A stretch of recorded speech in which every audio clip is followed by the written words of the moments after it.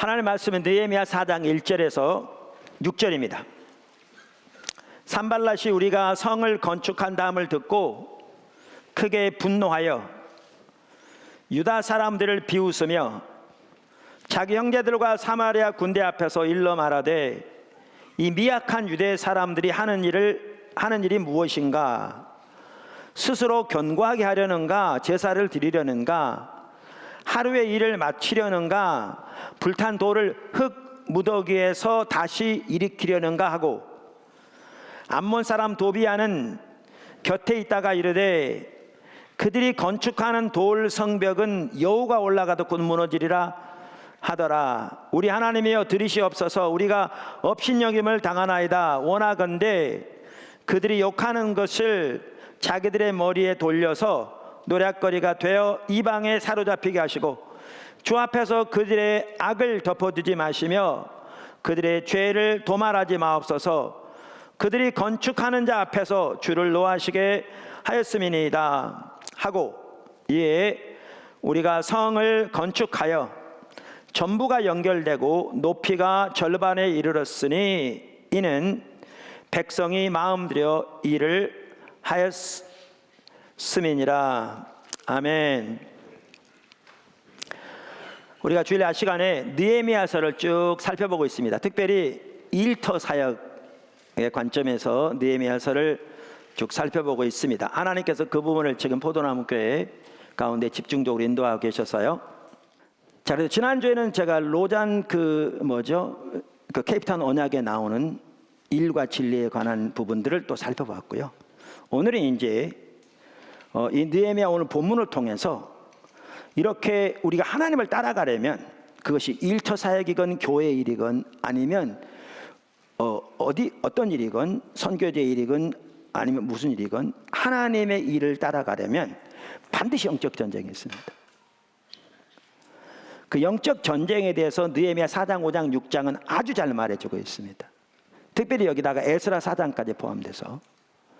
자, 그래서 이제 앞으로 몇 주 동안은 느헤미야 4장, 5장, 6장, 그 다음에 에스라 4장을 같은 시기 책이잖아요. 포함해서 이제 영적 전쟁에 대해서 틈난 대로 살펴보고자 합니다. 아멘. 첫째, 하나님의 일에는 영적인 방해가 있습니다. 하나님의 일에는 영적인 방해가 있습니다.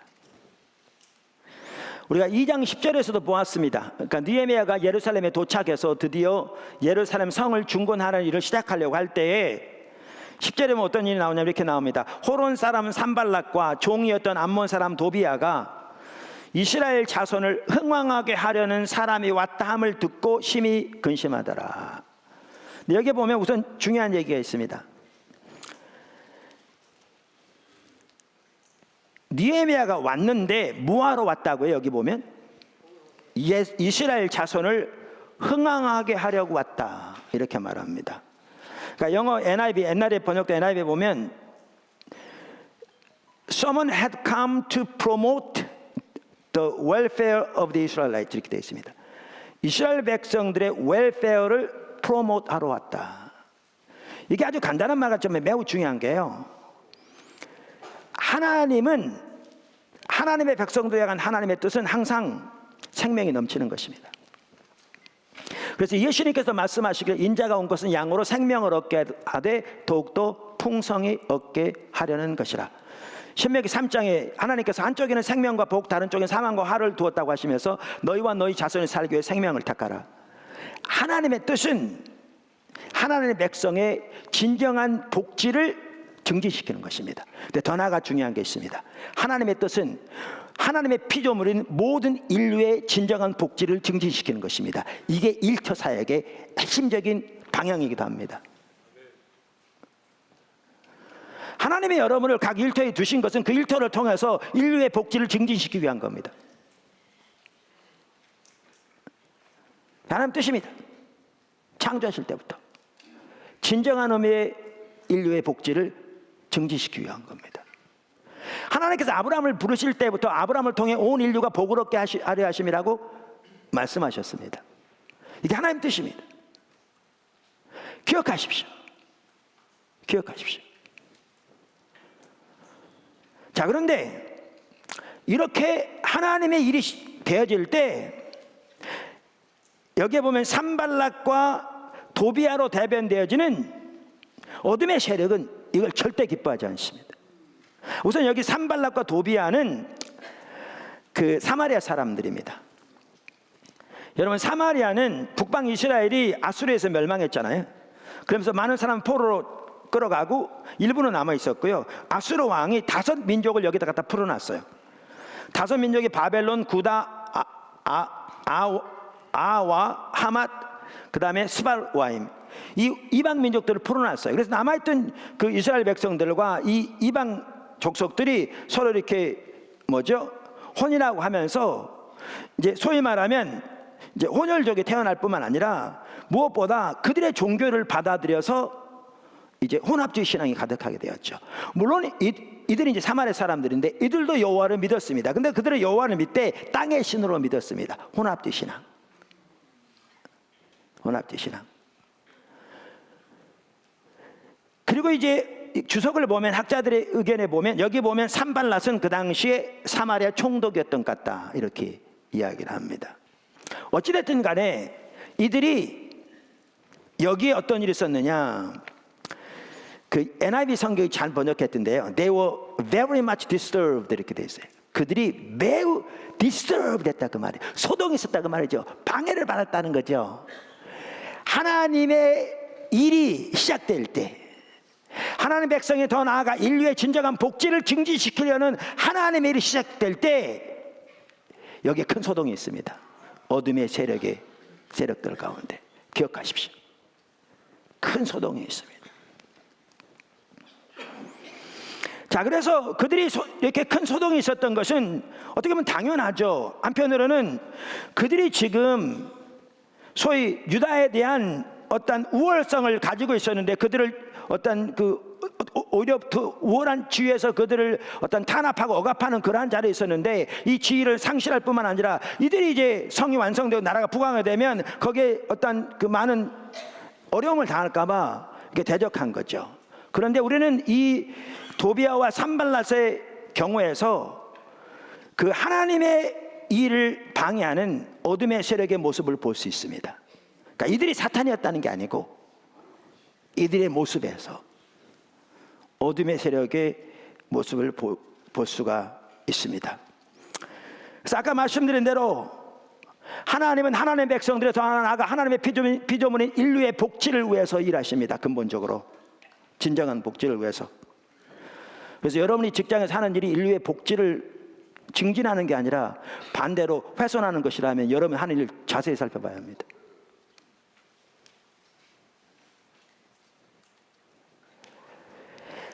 그런데 이렇게 하나님께서 일하실 때 사탄은 싫어합니다. 그것을. 사탄은 하나님 백성들의 더 나아가 인류의 복지를 싫어합니다. 그래서 요한복음 10장 10절에 예수님께서 말씀하시기를 도적이 오는 것은 도둑질하고 죽이고 멸망시키는 것뿐이라고 말하고 있잖아요.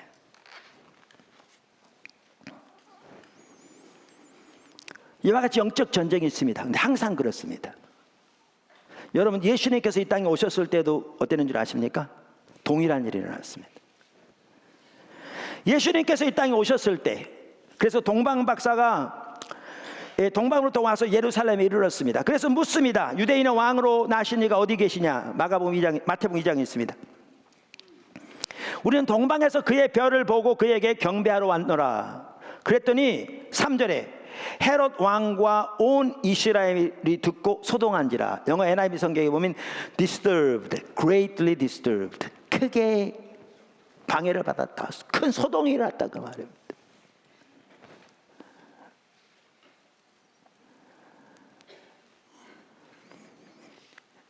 그러면서 우리가 잘 아는 대로 헤롯 왕이 말하기를 이제 서기관들 불러서 묻습니다. 서기관들이 메시아가 베들레헴에 오게 돼 있습니다. 그랬더니 알려준 다음에 가서 발견하거든 내게 와서 좀 알려달라. 나도 가서 예배하기 원한다. 근데 거짓말 속이는 거죠. 그런데 동방 박사들이 꿈에 하나님의 인도를 따라 다른 길로 이제 돌아갑니다. 그랬더니 우리가 잘 아는 대로 헤롯 왕이 자기가 속임을 당한 걸 알고선, 속임을 당한 게 아니죠, 자기가 죽이려 했는데 그렇게 된 거죠. 성경에 보면 베들레헴 그 지경에 그 근동까지 2살 이하의 모든 사내아를 다 죽이게 합니다. 어마어마한 영적인 공격인 거죠. 근데 하나님께서는 꿈에서 요셉에게 온 식구를 데리고 애국으로 피하라고 미리 말씀하셨기 때문에 예수님이 해를 당하지는 않으셨습니다. 보십시오. 하나님이 일하실 때 사탄의 세계에서 소동이 일어납니다. 영적인 방해가 있습니다. 하나님께서 모세를 통해서 이스라엘 백성들 애굽에서 건져낼 때도 마찬가지였습니다. 출애굽기 1장 15절 16절에 보면 그 당시 산파들에게 히브리 여인이 해산을 하거든 남자는 다 죽이라고 말했습니다. 어마어마한 전쟁인 거죠. 그래서 모세도 죽었더라면 어떻게 됐을까요? 근데 하나님께서 모세의 그 어린아이지만 하나님의 특별한 은혜가 있는 것을 산파가 보게 되었고, 하나님을 경외하는 자라 바로의 명령보다 그의 하나님의 명령을 따라서 모세를 살리게 되고, 그러한 방해 가운데서도 이제 승리하게 되죠. 뿐만 아니라 나중에 모세가 이제 하나님께서 모세를 보내서 애굽에 이스라엘 백성을 건지러 가는데 어땠습니까? 심지어 장로들마저도 받아들이지 않았습니다. 처음에 그들을 설득해서 이제 바로 앞에 섭니다. 바로가 대노하죠. 난리가 나죠. 애국궁에 greatly disturbed, 큰 소동이 있죠. 뭔 일이야 도대체. 그 대적하기 시작합니다. 그러면서 하는 말이, 이놈들이 배가 불러 그렇지 게으른 놈들이. 그래가지고 일의 코타양을 더 늘립니다. 그전엔 재료도 좋은데 이제는 그까지 주지 않습니다. 그랬더니 어떤 일이 있었느냐, 출애굽기 5장에 보면 이제 이스라엘 백성들의 리더들이 바로를 찾아갑니다. 왜 이렇게 하십니까? 너무 심하지 않습니까? 그랬더니 바로가 니네들이 배가 부르니까 이러지 다지, 그러면서 이제 얘기합니다. 그랬더니 20절 이하에 뭐라고 되어 있는가, 그들이 바로에게 나오면서 모세와 아론을 보고 이렇게 성경에 써 있습니다. 그들이 바로를 떠나 나올 때에 모세와 아론이 길에 서 있는 것을 보고 그들에게 이르되, 너희가 우리를 바로의 눈과 그의 신하의 눈에 미운 것이 되게 하고 그들의 손에 칼을 주어 우리를 죽이게 하는도다. 얼마나 아픈 말입니까? 얼마나 말을 그렇게 상처를 주기 위해서 틀어가지고 하는 말입니까? 여호와는 너희를 살피시고 판단하기를 원하노라. 하나님께서 너희를 가만두지 않기를 내가 원한다, 그 얘기잖아요. 보십시오. 이들을 구원하러 왔는데, 바로가 대적한 것은 그나마 이해하겠는데 구원을 받을 장본인들이 대적하고 나서잖아요. 이게 하나님의 역사입니다.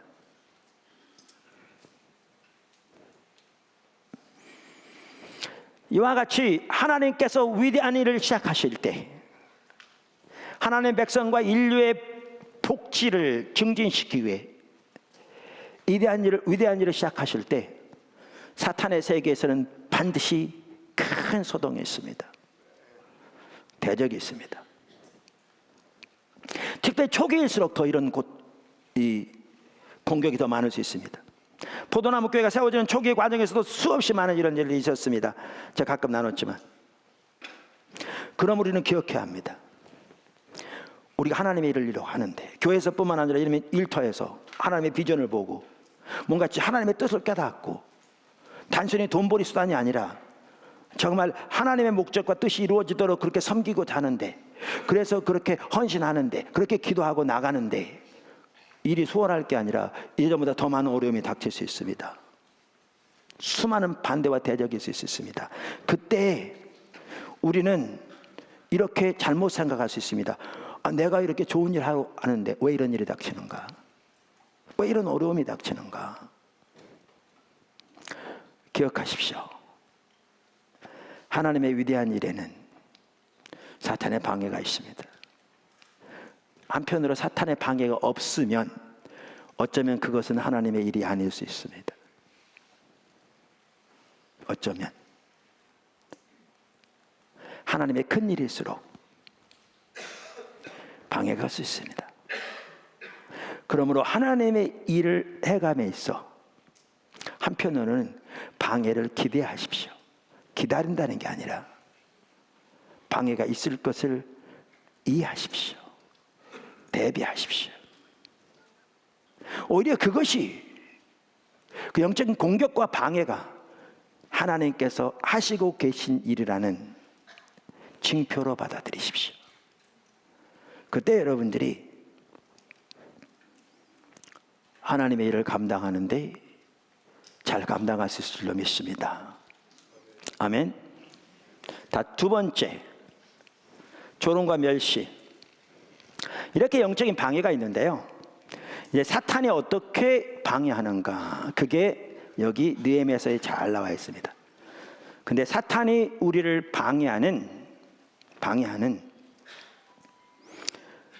흔한 수법 중에 하나는, 특별히 하나님의 일을 이루어가는 데서 초기에 우리를 방해하는 수법 중에 하나는 조롱과 멸시입니다. 조롱과 멸시입니다. 다시 말해서 일의 광대함과 그 일에 대해 우리의 미약함을 집중적으로 부각시킴으로써 우리를 낙심시키는 것입니다. 낙심시키는 것입니다. 한번 우선 4장 1절부터 보십시오. 다시 한번 본문 다시 한번 보시죠.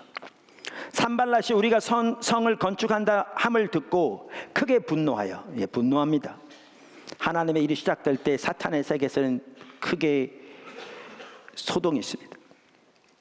분노하여, 그 다음에 뭐라고 그랬어요? 유다 사람을 비웃으며. 조롱과 멸시. 2절, 자기 형제들과 사마리아 군대 앞에서. 어디에서? 사마리아 군대 앞에서. 이따 이 말이 모르면 제가 설명드리겠습니다. 사마리아 군대 앞에서 일러 말하되, 이 미약한 유다 사람들이 하는 일이 무엇인가? 스스로 견고하게 하려는가? 제사를 드리려는가? 하루의 일을 마치려는가? 불탄 돌을 흙무더기에서 다시 일으키려는가? 하고, 무슨 말입니까? 조롱하는 거죠. 웃기는 짓 하고 있네, 그런 얘기입니다. 이게 될 법한 얘기냐, 그 말이에요. 지금 성문은 폐허가 돼 있고 성문은 불탄치 수십 년이 이렇게 방치되어 있었는데, 그래 무너진 흙더미에서 그 성을 짓는다, 성이 되냐, 그 말입니다. 그게 하루 이틀에 될 일이냐, 그 얘기예요. 니네들 꼬라지를 좀 보라. 될 법한 일인가? 군대도 없으면서, 이 말입니다. 그랬더니 또 도비아가 한술 또 틉니다, 옆에서.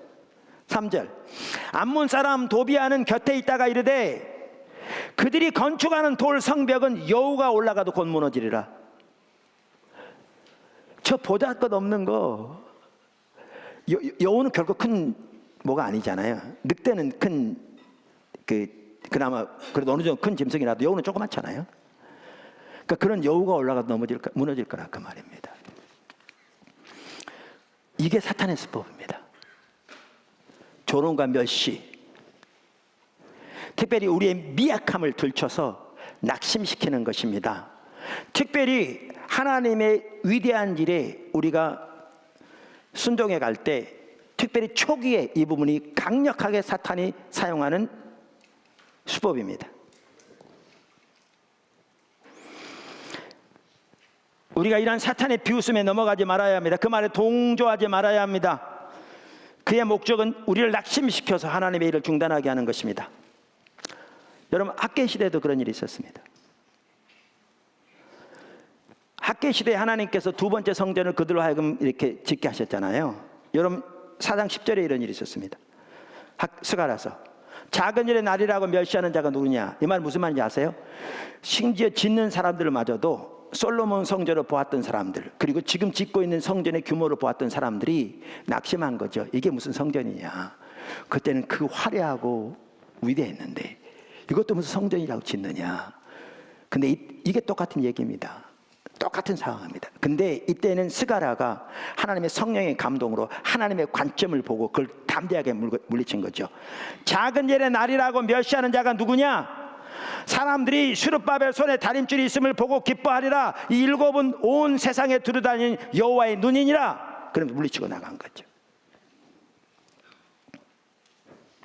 제가요, 하나님께서 미국에 이제 유학 가도록 기도 중에 말씀하셔서 가끔 제가 나눈 대로 이렇게 기도하면서 길을 찾는데 환경이 불가능했습니다.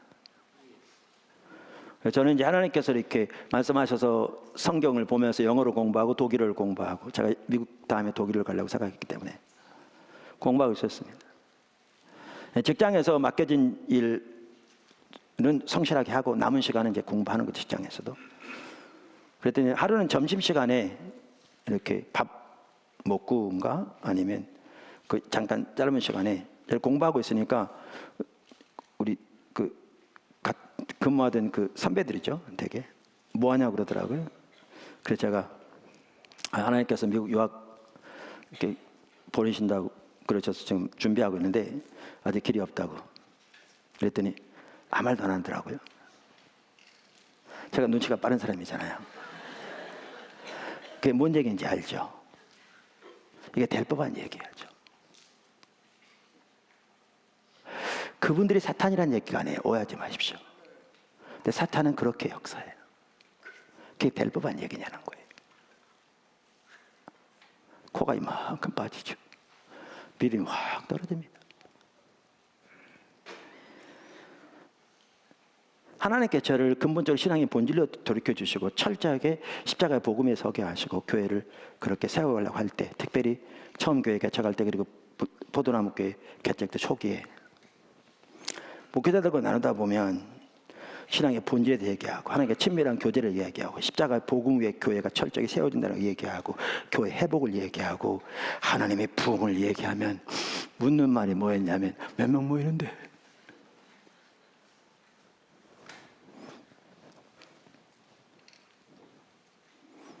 그럼 다 무너지는 거죠. 그게 될 법한 얘기냐 그 말이에요. 그래서 나타난 열매가 뭐냐는 거죠.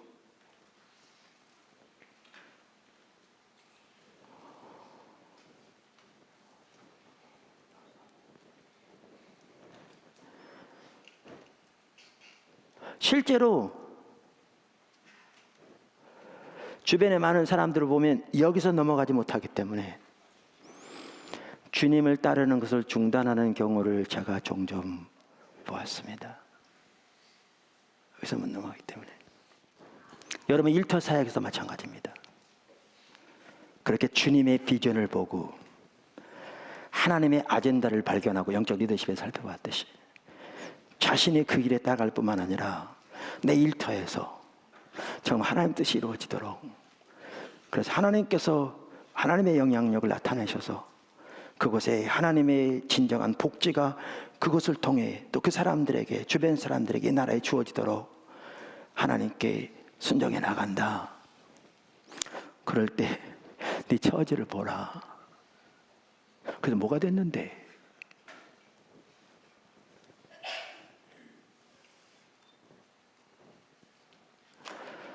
기억하십시오. 이게 사탄의 공격입니다. 이게 사탄이 사용하는 수법입니다. 조롱과 멸시, 특별히 일의 방대함과 그 일에 대조되는 여러분의 미약함을 집중적으로 부각시킴으로써 낙심시키는 것입니다. 말 같은 소리를 해라 라는 것이지요.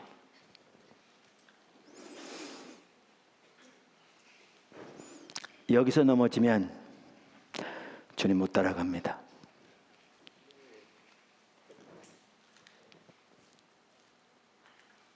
못 따라갑니다. 근데 이 비슷한 맥락에서 여기 중요한 한 가지가 있습니다. 그게 뭐냐면 같은 맥락인데 여기에 보면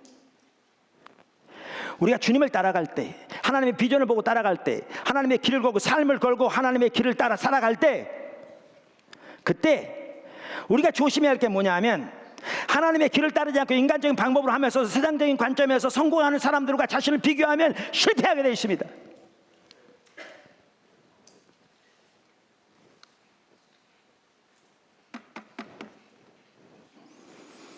같은 맥락에서 여러분이 주님의 비전을 따라갈 때 하나님의 말씀을 붙들고 하나님의 말씀에 기초해서 하나님 중적으로 하나님의 목적을 위해 살아갈 때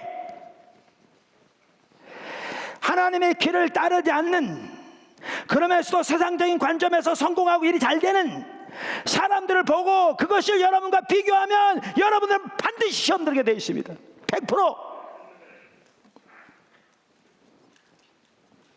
같은 맥락입니다. 그리고 실패하게 되어 있습니다.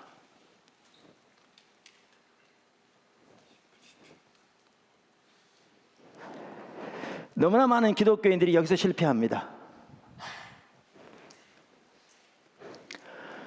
우리가 그 한 좋은 예를 시편 73편에서 볼 수 있습니다. 시편 73편 기자는 하나님 말씀대로 하나님의 뜻대로 살고자 했던 하나님의 사람이었습니다. 그런데 그는 시험 들었습니다. 왜 시험 들었냐? 하나님을 사랑하지도 않고 하나님의 길로 따르지도 않은 자들의 소위 형통함을 보고 시험 들었습니다. 다행히 그는 돌아왔습니다. 그래서 그가 하마터면 넘어질 뻔했다 이렇게 표현하고 있습니다. 자, 한번 보시죠. 아주 이렇게 오늘 이 본문과 관련 중요한 내용입니다. 시편 73편 1절. 하나님이 참으로 이스라엘 중 마음이 정결한 자에게 선을 행하시나 나는 거의 넘어질 뻔하였고 나의 걸음이 미끄러질 뻔하였으니. 왜 이렇게 표현하느냐? 아까 말한 대로 돌아왔기 때문에 그나마 이렇게 표현하는 겁니다. 그럼 왜 넘어질 뻔하였느냐? 3절에 나옵니다. 이는 내가 악인의 형통함을 보고 오만한 자를 질투하였음이로다. 자, 이렇게 시험 들어보니까 자기처럼 하나님의 길을 따르지 않은 세상의 방법대로 살아가는데도 그들이 형통하고 잘 되는데 그들의 모습이 그의 눈에 이렇게 보인 거죠. 그게 4절부터 나옵니다. 제가 12절까지 읽어보겠습니다. 그들은 죽을 때에도 고통이 없고 그 힘이 강건하며 사람들이 당하는 고난이 그들에게는 없고 사람들이 당하는 재앙도 그들에게 없나니 그러므로 교만이 그들의 목걸이요 강포가 그들의 옷이며 살찜으로 그들의 눈이 솟아나며 그들의 소득은 마음의 소원보다 많으며 그들은 능욕하며 악하게 말하며 높은 데서 거만하게 말하며 그들의 입은 하늘에 두고 그들의 혀는 땅에 두루 다니도다. 그러므로 그의 백성이 이리로 돌아와서 잔에 가득한 물을 다 마시며 말하기를 하나님이 어찌 알랴 지존자에게 지식이 있으랴 하는도다. 볼지어다 이들은 악인들이라도 항상 평안하고 재물이 더욱 불어나는도다. 시험되는 겁니다. 여기서 끝났으면요 이 시편 기자는 주님 못 따라갔습니다. 끝났습니다.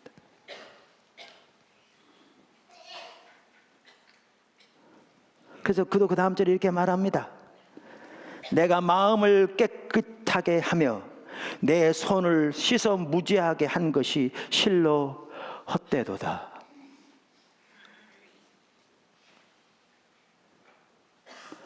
이렇게 됩니다.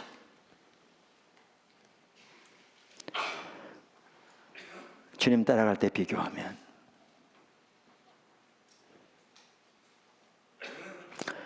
근데 이 시편 기자는 다행히 돌아왔습니다. 그래서 아까 거의 넘어질 뻔했다고 표현하고 있습니다. 그럼 어떻게 돌아오게 되었는가? 그게 그 다음에 나옵니다. 나는 종일 재난을 당하며 아침마다 징벌을 받았도다. 이제 자기 그렇게 자기가 보인 거죠. 시험 들고 나니까. 내가 만일 스스로 이르기를 내가 그들처럼 말하리라 하였더라면 나는 주의 아들들의 세대에 대하여 악행을 행하였으리라. 그래서 그대로 따라갔더라면 이렇게 됐을 텐데 그 말입니다. 그랬는데 그가 돌이키게 된가? 저는 언제 돌이키게 되었는가? 자, 내가 어쩌면 이를 알까 하여 생각한즉 그것이 내게 심히 고통이 되었더니 17절 보십시오. 하나님의 성소에 들어갈 때야 그들의 종말을 내가 깨달았나이다. 무슨 말인지 아십니까? 언제 해결된 줄 아십니까? 하나님의 성소에 들어가서, 즉 하나님의 임재 가운데 들어가서. 그래서 예배가 중요합니다. 하나님의 임재 가운데 나아가 하나님의 성령의 비추심으로 악인들의 종말을 깨닫게 되니까 돌이키게 된 겁니다. 다시 말하면 이따도 나오지만 하나님의 임재 가운데 나아가 예배와 기도 가운데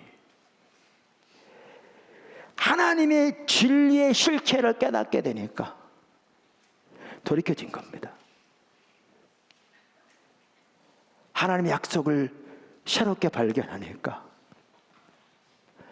하나님 안에서 우리에게 주신 신분의 고귀함을 깨닫게 되니까 돌이켜진 겁니다. 그러니까 시험 들은 분들이요, 예배 더 나와야 합니다. 그래야 돌이켜집니다.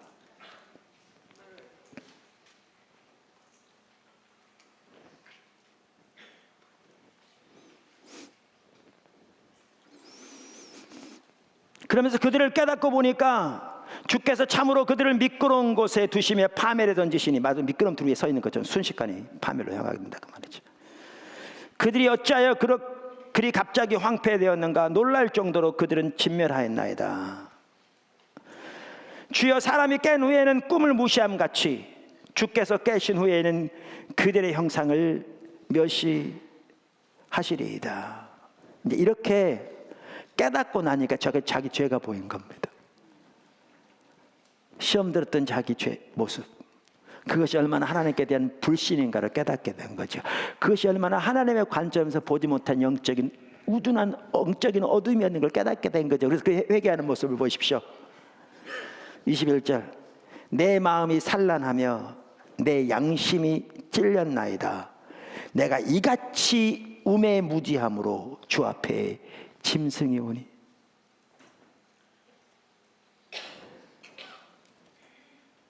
하나님 앞에서 하나님의 임재 가운데 성령의 조명으로 하나님의 진리의 실체가 보여지니까 자기의 불신이 보여지고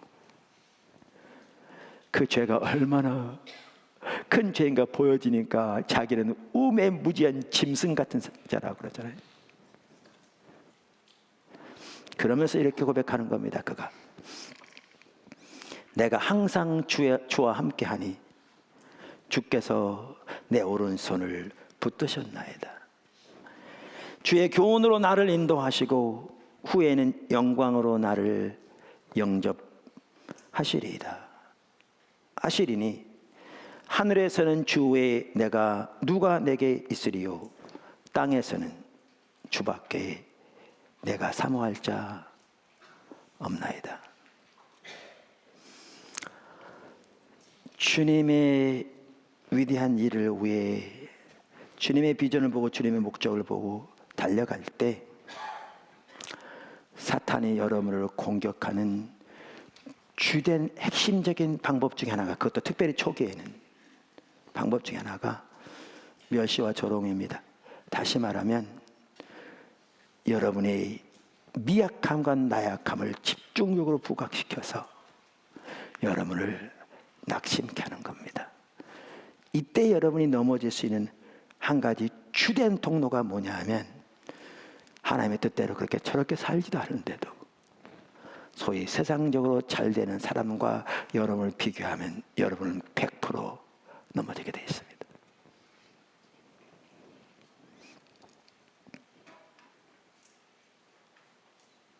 이게 사단의 공격입니다.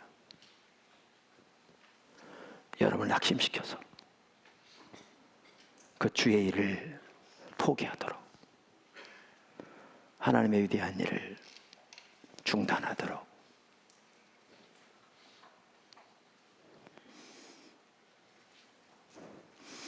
예레미야도 마찬가지였습니다. 예레미야 1장에 보면 하나님께서 예레미야를, 그가 어렸을 때 내가 너를 모태에서 짓기 전에 너를 알았고 내가 배에서 나오기 전에 내가 너를 성별하였다, 내가 너를 여러 나라의 선지자로 세웠다 그랬더니 여호수아가 하는 말이, 죄송합니다, 예레미야가 하는 말이 슬픕니다. 여호와여 보소서, 나는 어린아이에 불과합니다. 내가 어떻게 하겠습니까? 아마 예레미야가 10대 때 하나님께 불림을 받았다고 생각합니다, 학자들이. 이렇게 예레미야가 말하니까 하나님이 그러세요. 너 어리다고 하지 마. 너는 내가 보낸 사람한테 가서 내가 전하라고 하는 말만 전해. 그래서 오케이 하고 순종하기 시작했어요. 그런데 쉽지 않은 거죠.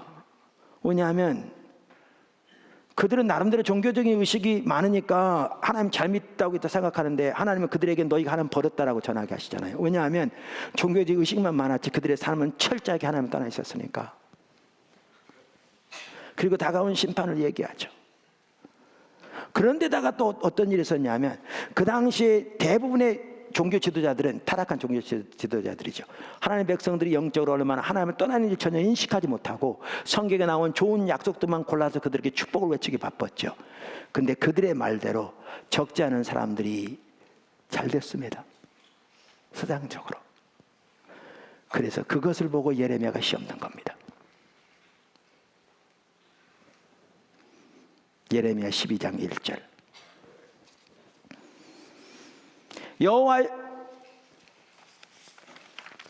여호와여 내가 주와 변론할 때에는 주께서 의로우시니이다. 그러나 내가 주께 질문하옵나니 악한 자의 길이 형통하며 반역한 자가 다 평안함은 무슨 까닭입니까? 그럼 거기 악한 자, 반역한 자가 누굽니까? 바로 그 다음 절에 그들의 신분이 나옵니다. 그러니까 예루살렘 거민 유다 백성입니다. 주께서 그들을 심으심으로 그들이 뿌리가 박히고 장성하여 열매를 맺었거늘 그들의 입은 주께 가까우나 그들의 마음은 머니이다. 그래서 시험 드는 겁니다. 하나님께서 그에게 말씀하셔서 그에게 고쳐주셔서 그가 거기서 떨어지지 않았죠. 그래서 우리가 주님의 일을 위해 따라갈 때 우리는 하나님의 방법대로 하지 아니하고 세상적인 방법으로 하면서 세상적인 관점에서 형통한 사람들과 자신을 비교하지 말아야 합니다. 사탄은 자꾸 그렇게 여러분을 이끌어 갈 겁니다. 그때 여러분의 마음을 다잡아야 합니다.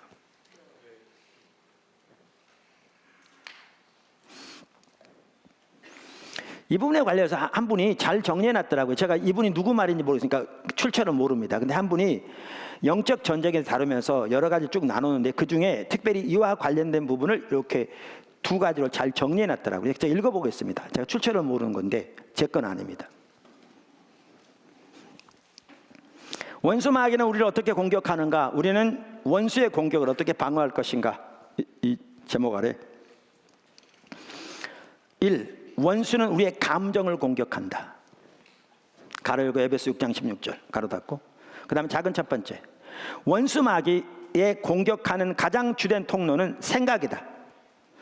마귀는 우리의 마음에 어떠한 생각을 불어넣음으로써 낙담하고 짜증나게 만든다. 2. 우리의 생각은 세 가지로부터 비롯된다는 것을 알아야만 한다. 첫 번째로 하나님께로부터 오는 생각이 있다. 두 번째로 내 안에서 나오는 생각이 있다. 세 번째로 사탄이 던지는 생각이 있다. 생각을 통해 사탄은 우리의 감정과 느낌의 영역을 공격한다. 이러한 공격으로 우리는 낙담하게 되는데 낙담의 결과는 우리로 하여금 포기하게 만든다. 포기하는 것은 하나님에 대해 불신의 반응이다. 아까 나왔던 내용들입니다.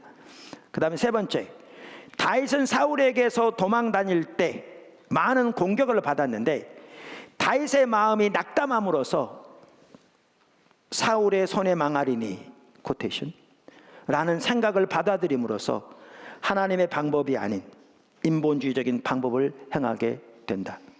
4. 우리는 하나님께서 실수하지 않으시는 분이심을 굳게 신뢰하여야만 한다.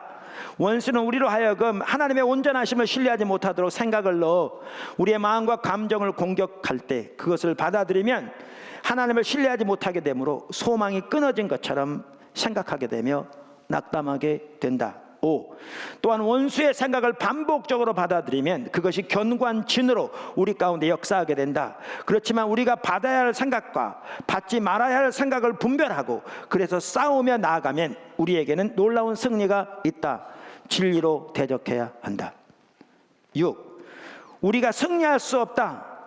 우리는 오로지 주님의 능력을 의지해야 한다. 주님께서 우리를 위해 생명을 주셨고 모든 것을 내어주셨기에 우리가 주님을 신뢰할 수 있다. 우리는 우리의 공격에 대해 믿음으로 하나님의 진리, 가로를 그 약속에 동의하며 나아가야 한다. 그러니까 우리 힘으로는 승리할 수 없다 그 얘기죠. 그러면 큰 두 번째, 마귀는 다른 사람들의 말을 통해 우리의 감정과 마음을 공격한다. 그러니까 이라고 다른 것은 다른 사람들의 말을 통해 이 부분입니다. 그럼 자그 첫 번째, 느헤미야 4장 1절 이하에 산발락과 도비아가 이스라엘 백성들을 말로서 비웃고 조롱함으로 그들의 마음을 낙담시키려 공격하는 것을 볼 수 있다.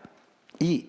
우리가 어떠한 일을 하려고 할 때 원수는 사람의 말로 우리를 공격함으로 무너뜨리려고 하는 것을 기억해야 한다. 3. 엘리야의 경우에도 이세벨의 말을 듣고 받아들임으로써 낙담하게 되었다. 4. 우리가 참으로 진리를 따라가고 하나님의 뜻에 서길 원할 때에 말을 통해 원수가 우리를 공격함을 알아야 한다. 우리가 그 말을 분별하지 못하기 때문에 속는 것이다. 그것이 원수의 공격임을 안다면 우리는 원수를 대적하고 피하여야 할 것이다. 5. 영적 전쟁은 매우 실제적인 것이며 우리가 승리를 거둘 것인지 실패하고 넘어질 것인지가 달린 것이다. 우리가 영적 전쟁에서 승리하지 못하는 것은 많은 경우에 우리의 신앙의 실제가 아니라 이론이기 때문이다. 6. 성경은 우리의 문제가 다른 사람이나 환경에 있는 것이 아님을 가르치고 있다. 우리의 문제는 영적인 전쟁이며 우리의 싸움은 혈과 육이 아님을 사도 바울은 가르치고 있다. 원수는 우리의 삶 가운데서 죄책감과 두려움, 분노 등으로 우리를 몰고 가서 우리를 낙심시킨다. 이게 마귀 수법입니다. 그럼 어떻게 이걸 이길 것인가라는 거죠. 어떻게 이길 것인가? 지금 아까 그분의 얘기도 나왔습니다만은 그분이 누군지 모르지만 어떻게 이길 것인가? 그 해답이 본문에 있습니다. 4절에 느헤미야는 이렇게 얘기했습니다.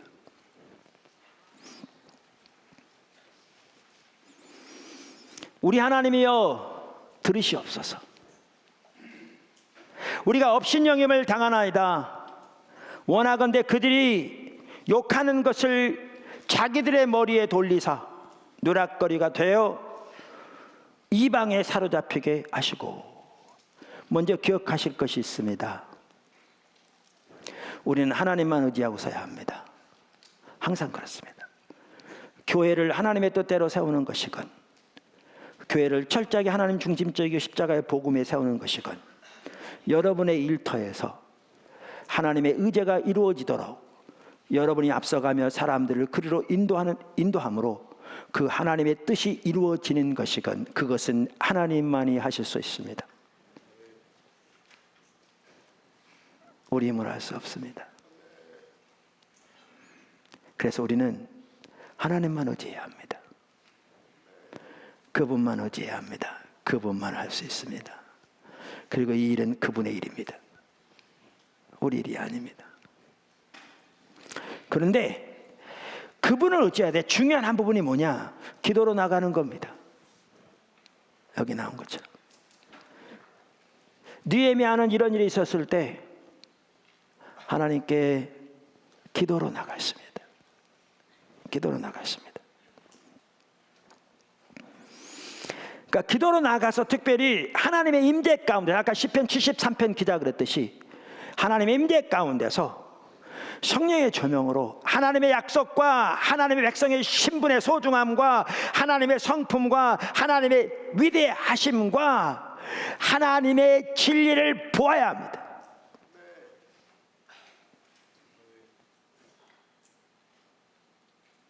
다시 말하면 하나님께로부터 들어야 합니다.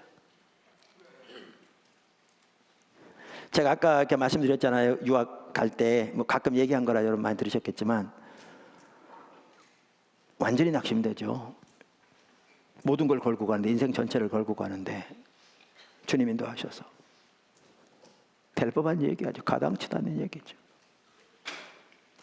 완전히 믿음이 땅바닥 꼬꾸라지죠. 근데 너무나 감사한 게 있어요. 그게 뭐냐면 우리가 그 당시에 부가현 3동에 살고 있었는데 그 동네에 감리교회 큰 교회가 하나 있었어요. 그래서 기도실이 항상 열려져 있었어요. 너무너무 감사해요. 그게 없었더라면 저는 오늘 전혀 이 자리에 있지 못할 겁니다. 제가 직장 다녀보니까 새벽 기도는 다니지 못했고요.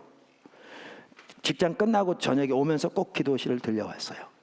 넓은 이렇게 마루로 된 기도실이었는데 불은 꺼져 있고 문은 개방돼 있었어요. 거기는 항상 사람들이 기도하는 사람들이 있었어요. 큰 소리를 내서 다들 기도하고 있었어요. 깜깜하니까 누군지도 모르고 저는 그 당시에 되게 큰 소리로 기도하되 방언으로 기도했거든요. 그러니까 제가 큰 소리로 기도한들 다른 사람은 큰 소리로 기도하니까 무슨 말인지 모를 거고, 근데 저는 어떤 걸 초점을 맞춰 하나님께 방언으로 기도하면 하나님께서는 항상 저에게 확신을 주셨거든요. 예스라고 말씀하셨거든요. 귀로 들린 소리 예스가 아니라 하나님이 반드시 하실 거라는 확신을 매번 한 번도 예외 없이 저에게 부어주셨거든요. 그럼 그 확신을 가지면 다시 일어설 수 있는 거죠. 하나님께로부터 들어야 합니다. 하나님의 진리를 붙잡아야 합니다. 아까 보십시오. 작은 날에 일이라고 멸시하는 자가 누구냐? 많은 일하는 사람 중에 그런 사람이 있었습니다. 근데 스가랴는 하나님의 관점에서 그 지금 일에 대한 하나님의 진리를 본 겁니다. 이것이 얼마나 소중하고, 이것이 어떻게 하나님의 일이고, 이것이 어떻게 지금 하나님이 함께하고 계신 일이고, 이것이 그 여호와의 눈은 칠중 성령 역사를 가리키는 건데, 능으로 되지 않냐 힘으로 되지 않고 오직 나의 영으로 되리라고 하신 하나님의 성령께서 일을 이루실 것을 본 겁니다. 본 거니까 그 말을 무시하고 나갈 수 있는 겁니다. 스가랴 4장 6절.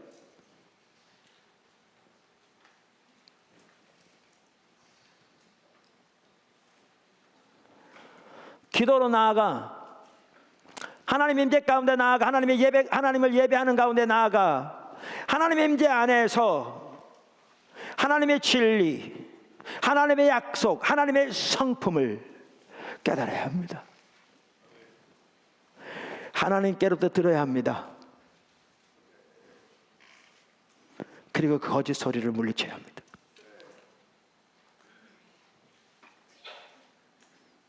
그래야 이길 수 있습니다. 시험에서 이길 수 있다고요. 그래야 계속해서 주님을 따라갈 수 있다고요. 5절 이렇게 말합니다. 그러니까 이거 아까 말한 대로 여러분의 일터에 대한 것도 마찬가지입니다. 할렐루야. 5절 주 앞에서 그들의 악을 덮어두지 마시며 그들의 죄를 도말하지 마옵소서. 그러면서 뭐라고 그러냐? 그들이 건축하는 자, 우리말은 단수로 번역되어 있지만 복수입니다. 건축하는 자들 앞에서 주를 노하시게 하였나이다. 지금 그들이 조롱했는데 어디서 조롱했어요? 건축하는 자들 앞에서. 아까 그들이 뭐라고요? 군대 앞에서. 그러니까 군대를 끌고 와서 그런 것 같아요. 이제 일을 시작하는데 비웃고 조롱하는 거죠. 니네 모습이 이게 뭐냐라는 거죠. 우리는 이렇게 군대에 가지고 있는데 이걸 성인하고 짓냐 그 말이에요. 이 미약한 유대인들이 하는 모습을 보라 그 말이죠. 근데 제가 왜 이 구절을 살펴보냐면요, 그것을 들은 사람들이 느헤미야만 들은 게 아닙니다. 많은 사람들이 들었습니다. 근데 이게 중요합니다. 이 한 사람 한 사람이 믿음으로 성숙하지 못하면 넘어집니다. 저는 교회에서 그런 경우를 여러 번 봤습니다. 하나님의 비전을 가지고 교회를 인도하실 때, 하나님이 여러분을 통해 하나님의 위대한 일을 위해 인도해 가실 때 비전을 공유하고 나누며 목소리 앞에 한 목소리로 나가야 되는데, 이때 어떤 사람들이 넘어지느냐? 적극적으로 함께하지 못한 자들이 넘어집니다. 아프리카에서 어떤 짐승을 공격하는가? 따로 떨어진 짐승을 공격합니다. 하나님의 일에 바짝 앞쪽에서 주님을 따라온 아유아야 넘어지지 않습니다. 넘어지면 주님의 비전에 같이 가는 걸 못 갑니다.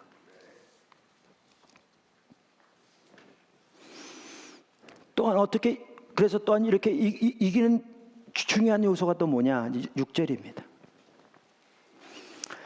이에 우리가 성을 건축하여 전부가 연결되고 높이가 절반에 이르렀으니 이는 백성이 마음들여 일을 하였음이니라. 이겁니다. 중단하지 말아야 합니다. 마귀의 수법은 낙심시켜 중단케 하는 겁니다. 하나님의 비전을 보고 하나님께로 듣고 하나님만 의지하고 나가야 합니다. 제가 처음 교회를 개척할 때 가끔 얘기 나누지만 꼭 제 그 느낌이 뭐였냐면 무리로 걷는 것 같았습니다. 그러니까 너무 몰려온 거죠. 옛날로 돌아갈 수 없는 거죠. 이런 말하면 우리 신앙의 본질이 뭔지, 어떻게 우리가 십자가의 공로많은 믿음을 의지해 서서 철저하게 오직 믿으면서 오직 십자가 안에서 오직 성령이 한 사람, 오직 은혜한 사람을 살아야 되는 건지 배웠습니다. 그리고 일터에서 어떻게 하나님의 비전을 위해, 하나님의 목적을 위해 사는 것이 우리 신앙의 삶인지 배웠습니다. 몰랐으면 모를 텐데. 그래서 옛날로 돌아갈 수는 없습니다. 근데 가만히 있으면 아무것도 안 되는 거죠. 죽도 안 되고 밥도 안 되는 거예요. 물에 빠지는 거죠. 근데 앞으로 간다고 저 같은 경우는 이렇게 해서 교회가 세워질 것 같지 않아요. 사람들이 방문했다가도 메시지가 강하다고 다 가버리고, 교회 웬만한 교회 큰 교회 작은 교회 목사님 오른판에 하던 분들도 성경 공부 왔다가 목사님 설교가 조금이라도 부드러웠으면 벌써 이 교회 등록했을 텐데 그러고 있고. 근데 제가 아무리 돌이켜봐도 제가 가르치는 게 성경에서 말하는 건데 성경은 다르게 말하고 있지 않은 건데, 이렇게 가면 교회가 세워질 것 같지 않고 앞이 안 보여요. 그때 제가 했던 것은 어떻게 할 수밖에 없었냐면 하나 앞에 징징 울리면서 한 발짝 한 발짝 앞으로 갈 수밖에 없었어요. 이들이 그렇게 했어요. 여러분이 일터에서 그렇게 해야 될 겁니다. 그렇게 될 겁니다. 앞이 안 보일 수 있습니다. 될 것 같지 않을 수 있습니다. 그런데 하나님의 말씀은 다르게 말하고 있지 않습니다. 하나님만 의지해서 하나님 앞에 기도하는 중에 하나님께로부터 듣고 그분의 약속, 그분의 진리를 붙들고 무리로 걷는 것처럼 앞으로 한 발짝 한 발짝 앞이 전혀 보이지 않을지 몰라도 그렇게 순종해 가야 합니다. 그럼 어느 순간부터 주님이 오셔서 일하기 시작하실 겁니다. 느헤미야 시대 그들이 그렇게 했습니다. 그래서 예루살렘 성이 중건된 겁니다. 그래서 하나님의 위대한 일이 이루어진 겁니다. 하나님의 위대한 일은 대가 없이 이루어지지 않습니다.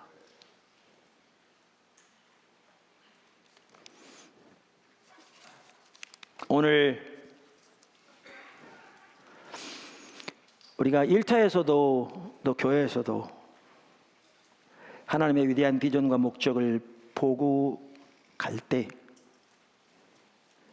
우리가 어떻게 영적 전쟁이 있는가 그 한 부분을 살펴보았습니다. 이거요 너무너무 많이 일어나는 공격입니다. 이 공격을 안 받아본 분은 거의 한 분도 없을 겁니다.